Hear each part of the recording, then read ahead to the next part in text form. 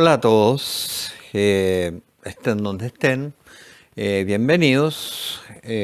Aquí les habla Raúl Barnier y este es mi nuevo canal, Nadie se salva solo.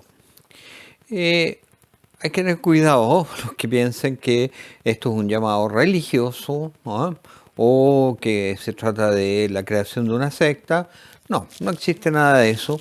En realidad se trata de ir analizando desde un punto de vista científico, filosófico y político. Una aseveración que es fundamental para nuestra vida.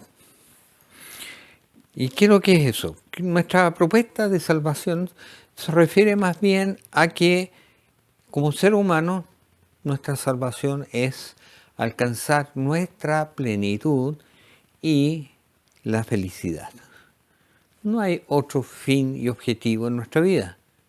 Tenemos que obtener la plenitud y la felicidad.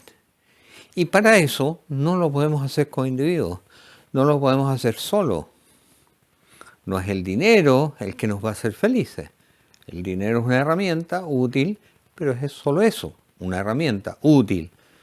El poder tampoco nos va a dar la satisfacción y la plenitud para alcanzar la felicidad. ¿Por qué? Porque esas son tareas individuales y que siempre el que tiene poder va a querer más poder y además siempre va a estar en riesgo, cuidándose de que los demás no le quiten el poder. Por otro lado, el que tiene dinero siempre va a querer más dinero y va a estar preocupado de que otros le quiten de una u otra manera su poder económico. Entonces, la verdad es que la felicidad solamente se puede encontrar en comunidad con la gente, siendo generoso, siendo empático, compartiendo con todos los seres humanos. Y no solamente con los que están cerca, con mis familiares, con todos los seres humanos. Si las religiones tienen algo de bueno, es que predican el amor al prójimo. No siempre lo cumplen, no siempre lo llevan a cabo, pero lo que predican es el amor al prójimo. Y eso es lo más rescatable de cada una de las religiones. Entonces, vamos ahora a ir planteando en diferentes videos la idea y desarrollando y desmontando de a poco ciertas cosas que nos han enseñado a creer o que nos han hecho una propaganda y que debemos desmontar y debemos quitar de nuestras mentes. Y para este video, mi primer video, vamos a hablar de la falacia del darwinismo social, la cual es una idea peligrosa y por lo mismo debemos desmontarla y debemos analizarla en profundo. ¿De dónde viene? ¿A qué se refiere? ¿Qué puntos toca? ¿Ya? Entonces, vamos a partir hablando de qué se trata el darwinismo social, de dónde nace y qué justificación tiene sobre la realidad. Para empezar, les voy a hacer una pregunta para que la mediten por un momento. ¿Es la sociedad la lucha por la sobrevivencia donde solamente los más aptos merecen prosperar? Piensen un poquito al respecto. Solamente los que son más aptos, los más inteligentes, los más brillantes, los que tienen mejor físico, mejores condiciones, solo ellos merecen prosperar, solo ellos merecen sobrevivir, solo ellos merecen la felicidad. Importante pregunta. Bueno, ¿por qué planteo esto? Esta afirmación se basa en el darwinismo social, que es una interpretación errónea y peligrosa de la teoría de la evolución. Aparte de que, a mi parecer, la teoría de evolución de Darwin adolece de varios defectos. No estoy negando la evolución, pero la justificación que tiene Darwin está influida por muchas cosas que no están muy de acuerdo con mi forma de ser, mi forma de pensar. Y quizás les haga sentido a muchos de ustedes. Bien. Ahora, el mismo darwinismo social es una falacia que ha justificado la desigualdad, la opresión y la injusticia. ¿Y por qué será eso? Bueno, veamos primero qué es lo que dice Charles Darwin. Charles Darwin, ¿cierto?, en su teoría de la evolución, dice que la selección natural opera sobre la variabilidad genética. O sea, nosotros como seres vivos tenemos nuestro ADN o DNA, como le quieran decir, y eso va cambiando, ¿cierto? Pero los cambios producen ciertos efectos en nosotros como seres vivos y la selección natural, o sea, lo que nos propone, digamos, las amenazas del ambiente, qué sé yo, el poder correr para arrancar de una fiera salvaje, determina, y es la selección natural, que determina, ¿cierto?, si vamos a salir bien o no, si vamos a ser organismos mejor adaptados a nuestro entorno para sobrevivir y además reproducirse, que es el tema importante. Entonces, dependiendo de esas actitudes genéticas que tengamos, Darwin no hablaba de genética, pero en el fondo era porque no la conocía. Entonces, las características genéticas nos determinan para poder sobrevivir en un mundo, en una naturaleza que es hostil, que nos está amenazando todo el tiempo. Y entonces la supervivencia del más apto se refiere a la capacidad que tiene cada ser de adaptarse y reproducirse en un ambiente específico y no sería, en primera instancia, a una superioridad moral o intelectual. No es que una persona sea superior moralmente o intelectual porque sobrevive, no. No tiene un propósito esa adaptación ni un juicio de valor. Ahora, además, para desarrollar esta teoría hay que ver cuál fue el contexto histórico que indujo a Darwin a pensar en esto de la selección natural. Y la primera parte clave, que esto no surgió, ¿cierto?, de un vacío intelectual, sino que surgió durante el siglo XIX, donde fue la era, fíjense, del gran boom de la revolución industrial. Además, en ese tiempo había colonialismo salvaje y un capitalismo liberal que no tenía regulaciones. El trabajo infantil, por ejemplo, era una pan de cada día, de uso común. Y en esa época entonces, que además, ¿cierto?, existía la creencia de que la raza humana estaba creciendo a pasos agigantados, mientras que la capacidad de producir y de producir alimentos era incapaz de cubrir las necesidades de la raza humana, lo cual no fue cierto ni es cierto ahora. La escasez de alimentos no existe más que como un problema de distribución, no un problema de producción. Bueno, en esos tiempos Herbert Spencer introdujo la idea de la supervivencia del más apto. Y eso fue antes de que Darwin lo aplicara esto a la biología. Otros además tomaron estos conceptos de Darwin y lo aplicaron a la sociedad, no como una descripción, sino como una justificación. Argumentaban que la competencia sin restricciones era natural y que los fuertes, o sea, los ricos, los imperios coloniales, estaban destinados a dominar a los débiles, ¿cierto? Los pobres, los pueblos colonizados. Entonces, esa adaptación social fue muy conveniente para las élites y el poder establecido en la época. Entonces, ahí ya partimos de una ideología social, no científica. No usan esa justificación por otro lado.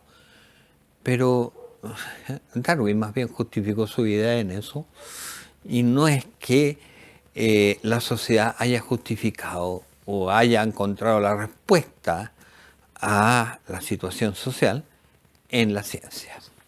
Por otro lado, tenemos que pensar que él no está exento al pensamiento racista de la época.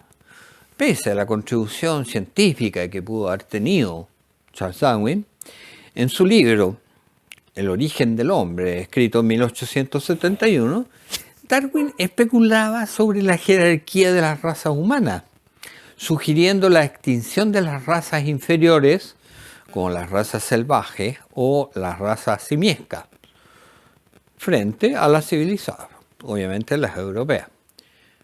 Y digamos, eso lo hacía por la forma en que trató incluso a los Jonas en Chile, que los llevó incluso como animales de zoológico a Inglaterra.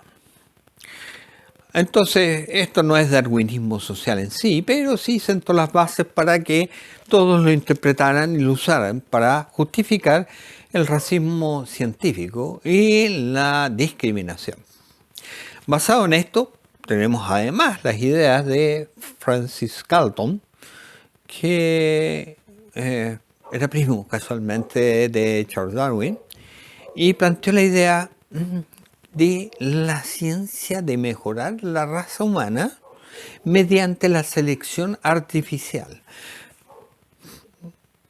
Profundamente racista, ¿cierto? Y esto llevó a la esterilización forzada de personas con discapacidad, minorías étnicas o percibidas como inferiores en ciertos países. En muchos países fue eso. Entonces, las mayores falacias o mentiras del darwinismo social son falacia naturalista. Es el error de creer que si algo es natural, entonces es bueno o deseable. Les voy a contar al respecto una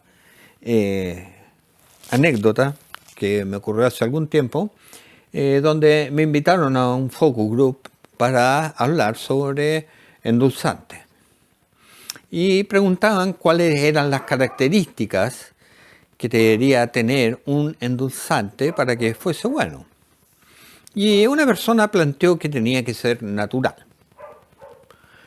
Luego de que dijeron otras cosas, yo planteé que además tenía que ser inocuo, o sea, no producir daño.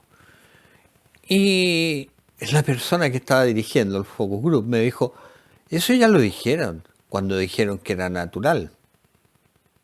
Entonces, ¿lo natural es inocuo?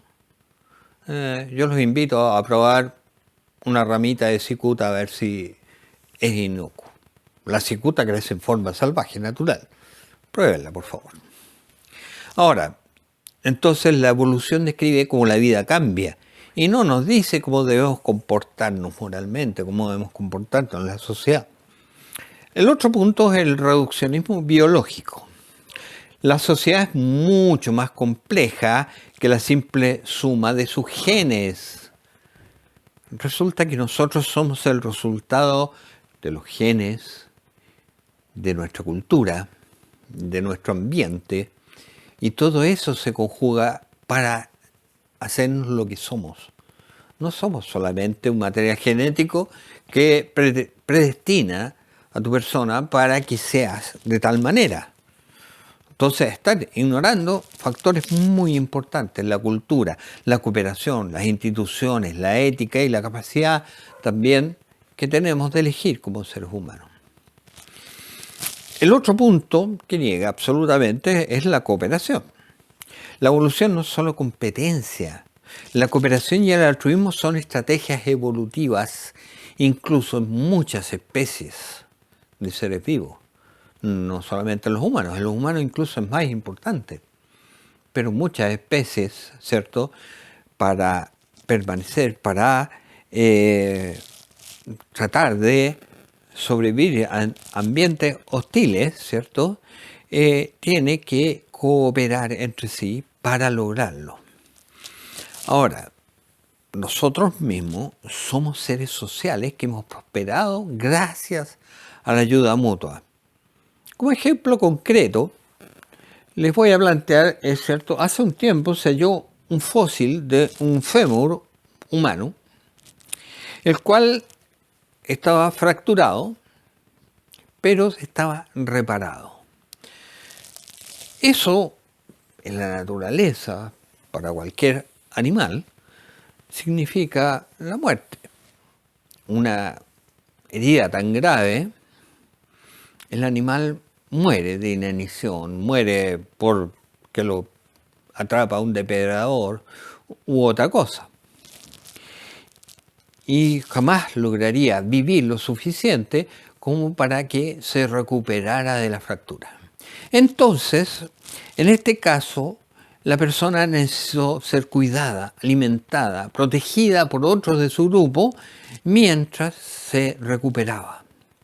Y esto es una evidencia de la necesidad de actuar como grupo, ¿cierto?, en la colaboración profunda que existió en nuestra especie.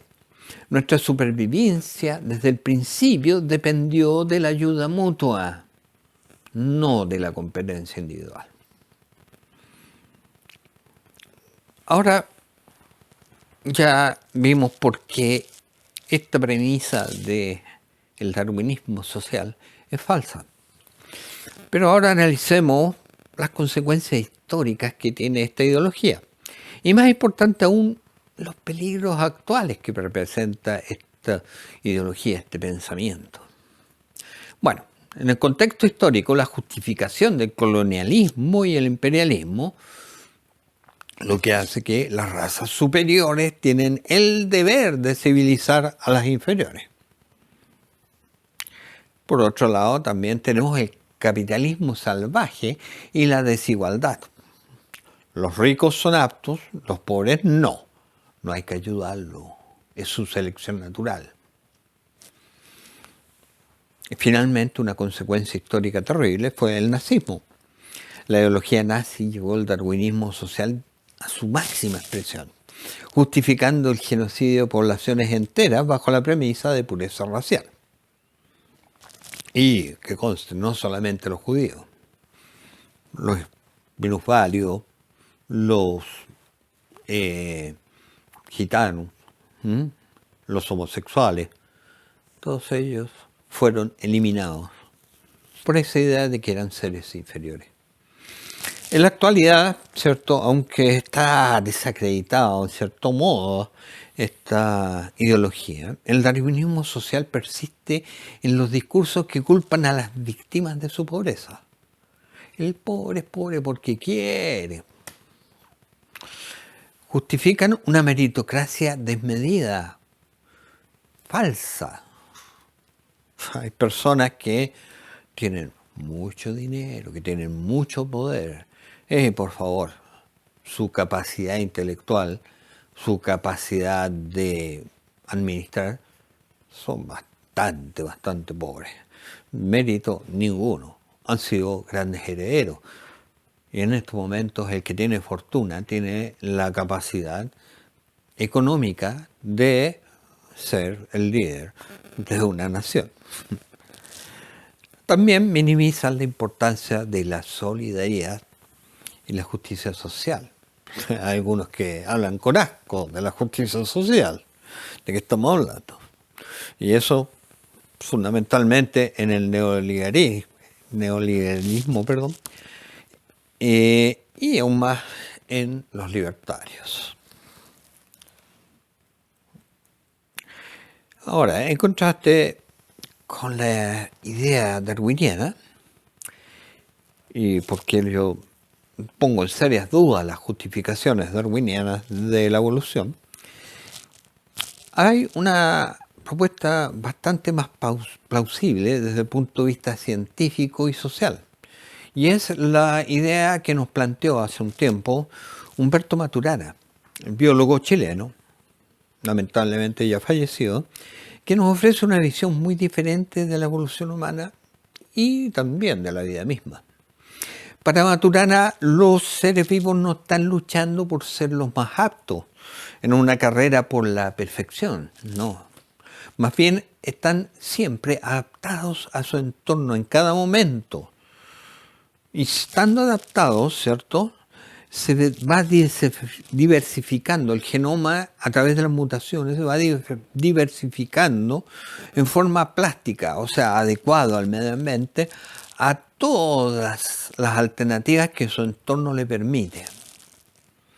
Entonces, la evolución es vista como una deriva estructural donde los seres vivos y su entorno cambian junto a la coherencia dinámica. Perdón si las palabras son un poco más complejas, pero a lo que se refiere que mientras hay pequeños cambios del ambiente, el ser vivo se ajusta a esos cambios de ambiente y se mantiene siempre en una forma, ¿cierto?, adaptada. No hay una amenaza constante que está amenazando la adaptación del ser vivo, sino que el ser vivo se mantiene adaptado a su ambiente. Entonces no hay una dirección preestablecida o una meta de progreso. Más bien es una cuestión de deriva. Ahora, Maturana sugiere que la evolución, en el sentido de la aparición de nuevas especies o cambios drásticos, a menudo es impulsada por eventos cataclísmicos. Que bien sabemos, sobre todo los chilenos, que existen en la naturaleza eventos cataclísmicos. Pero en estos eventos cataclísmicos, lo que ocurre es que se destruye gran parte de la vida y los pocos que sobreviven no lo hacen por ser los más aptos, en un sentido competitivo, sino por una contingencia y que ellos logran adaptarse y acoplarse al nuevo entorno que se genera después de la catástrofe, generando entonces así nuevas especies y nuevas ramificaciones del linaje. Si lo vemos desde este punto de vista del conocimiento actual, es más lógico pensar que la evolución no es un proceso lineal en que estamos constantemente sometidos a el ambiente y el ambiente nos está ¿cierto?, mostrando amenazas y nosotros solamente sobreviven los que son capaces de superar esa amenaza y eso ellos van mandando la evolución. No, no es así. No es lineal, como lo plantea Darwin, sino más bien es un proceso con grandes periodos estables donde existe la adaptación completa de los seres vivos a su ambiente y abruptos sucesos que cambian drásticamente el entorno y generan nuevas condiciones estables, donde florecen nuevas especies que están adaptadas a su entorno.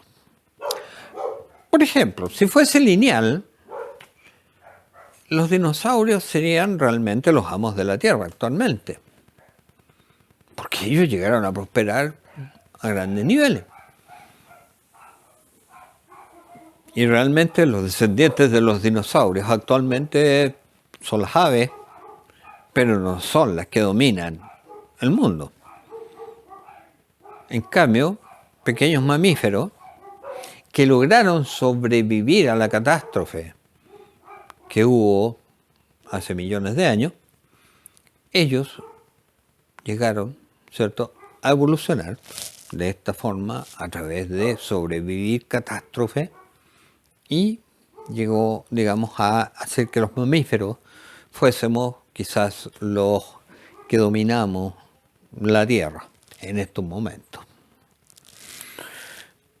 Bien, dejado ya más o menos claro este punto de la evolución, como la veo yo, como la veía Maturana, Maturana también tiene grandes argumentos o, digamos, deducciones, y él habla de que el amor, entendido como la aceptación del otro, como un legítimo otro en la convivencia, o sea, yo valoro a mi otro, a la otra persona, y es una persona legítima y está en convivencia conmigo. Y eso es el fundamento de nuestra existencia como seres humanos. Nuestra evolución como especie estuvo intrínsecamente ligada a la cooperación. El lenguaje que no lo hicimos nosotros, lo heredamos, ¿cierto? El lenguaje y la construcción mutua de la realidad. Esta sociedad que vivimos nosotros es una construcción social que hemos hecho todos nosotros, que históricamente viene avanzando y nos da el entorno que tenemos actualmente. Entonces la inteligencia humana florece en la colaboración. Interesante idea. Entonces, resumiendo, el darwinismo social es una falacia peligrosa, muy peligrosa, que nos lleva al odio y la justificación de la miseria. Si alguien está en la miseria, bueno, será porque no ha trabajado mucho, porque no se ha esforzado, porque, no se quiso educar, ¿ah? Lo cual no es así. La visión de Maturana nos recuerda que nuestra esencia como seres humanos está en la cooperación y la aceptación. La evolución no es una carrera por la dominación, sino es que es una deriva constante de adaptación y convivencia. La sociedad humana prospera cuando se basa en la justicia, la empatía y el respeto mutuo. No hay destino biológico que justifique la opresión. La elección está en nuestras manos. ¿Seguiremos alimentando el odio, la indiferencia, una manera muy hipócrita de odiar? Ay, no me interesa. Están matando gente ya, no importa. Se están muriendo de hambre, no importa. Yo tengo otras cosas. Yo tengo que preocuparme por mí. O vamos a construir desde el amor y la convivencia, estar preocupados por el otro, aceptar al otro. Reflexionemos un poco y cuestionemos los discursos que deshumanizan y promovamos, por favor, la justicia, o sea, una sociedad más justa y compasiva. No sé, ¿qué opinan ustedes? Si les pareció interesante esto,